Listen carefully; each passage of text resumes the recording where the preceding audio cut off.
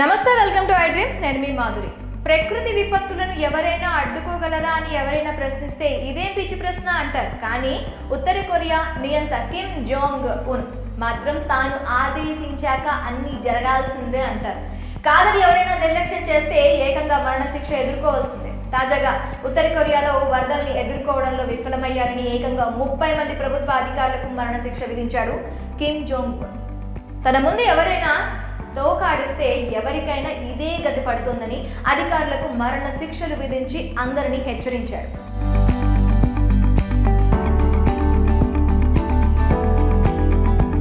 ఉత్తర Korea ప్రజలు నియంత్ Kim పాలనలో అష్టకష్టాలు పడుతున్నారు. అతడు తీసుకునే నిర్ణయాలు, విధించే శిక్షలు ప్రజలను తీవ్ర ఇబ్బందులకు గురి చేస్తున్నట్లు గతంలో మానవ హక్కుల సంఘాలు ప్రపంచానికి తెలిపాయి. అక్కడ ప్రజలకు కఠినమైన ఆంక్షలతో పాటు చిన్న చిన్న తప్పిదాలకి ఘోరమైన శిక్షలు విధిస్తూ ఉంటారు. ఇటీవల ఆ దేశం భారీ వర్షాలు, వరదలతో అతలాకుతలమైంది. ఈ క్రమంలోనే విపత్తు నిర్వహణలో నిర్లక్ష్యంగా వ్యవహరించిన అధికారులపై కఠిన చర్యలకు సిద్ధమయ్యారు. దాదాపు 30 మంది ప్రభుత్వ అధికారులకు మరణశిక్ష అమలు చేయాలని కిమ్ ఆదేశించినట్లు సమాచారం. ఈ మేరకు పలు అంతర్జాతీయ మీడియా కథనాలు వెల్లడించాయి. అవినీతి, విధుల్లో నిర్లక్ష్యం వ్యవహరిస్తున్నారన్న కారణంతో 20 నుంచి 30 మంది ప్రభుత్వ అధికారులకు గత నెల మరణశిక్ష విధించినట్లు దక్షిణ కొరియా మీడియా ఓ కథనంలో వెల్లడించింది. ఆ తర్వాత కొద్ది రోజులకే వీరికి మరణశిక్షను అమలు చేసినట్లు తెలిసిందని ఆ కథనంలో పేర్కొంది. ఆ అధికారులు ఎవరన్న వివరాలు కూడా బయటకు రాలేదు. అయితే Chagang province provincial party committee secretary Kang Bong Hun కూడా మరణశిక్ష పడిన వారిలో ఉన్నట్లు సమాచారం. ఉత్తర కొరియాలో జూలై, ఆగస్టు మధ్య ఉత్తర కొరియాలో గత కొన్ని రోజుల పాటు భారీ వర్షాలు కురిశాయి. దీంతో సంభవించిన వరదల్లో అనేక ఊర్లు కొట్టుకుపోయాయి. ఈ విపత్తులో దాదాపు 4000 మంది ప్రాణాలు కోల్పోగా వేలాది మంది నిరాశ్రయులయ్యారని సమాచారం. వరదల సమయంలో స్వయంగా కిమ్ రంగంలోకి దిగి విపత్తు ప్రదేశాలను పర్యటించారు.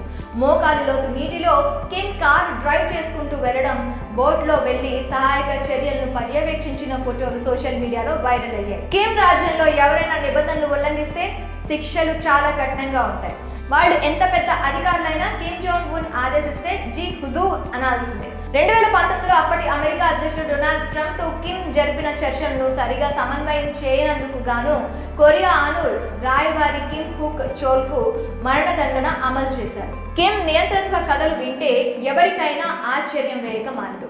ప్రజల ఆహార్యం దగ్గర నుంచి వారి మేకప్, ఇతర అలవాట్లను కూడా దేశాధినేతే నియంత్రిస్తుంటే పరిస్థితి ఎలా ఉంటుందో అంచనా వేయడమే కష్టంగా ఉంటుంది. అలాంటి నియంతృత్వ పోగడల గురించి వింటే గతంలో హిట్లర్ పేరు వినిపించేది. ఇప్పుడు హిట్లర్ ప్లేస్ ను కిమ్ భర్తీ చేస్తున్నాడేమో అనిపిస్తుంది.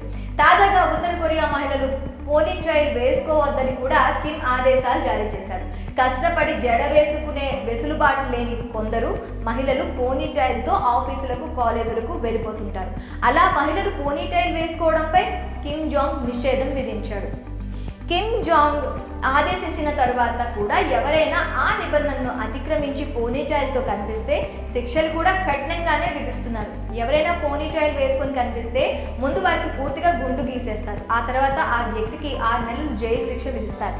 కాగా ఇప్పటికే జీన్స్, పొడవాటి జుట్టు, శరీరానికి అంటి పెట్టుకుని ఉండే దుస్తులు, సెమీ ట్రాన్స్పరెంట్ స్లీవ్లు, అలాగే షోల్డర్ బ్యాగ్లపై ఇప్పటికీ నిషేధం విధించారు. తాజాగా ఈ జాబితాలోకి పోనీటైల్ కూడా చేరు.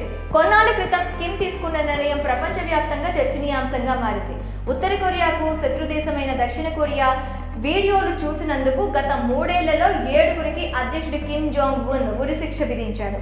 ఆ 7గురు కేవలం దక్షిణ కొరియా సినిమాలు, మ్యూజిక్ వీడియోలను చూసి వాటిని సీడీలు, యూఎస్బీలలో కాపీ చేసి అక్రమంగా విక్రయించినందుకు వారిని గురి తీసి చంపారు.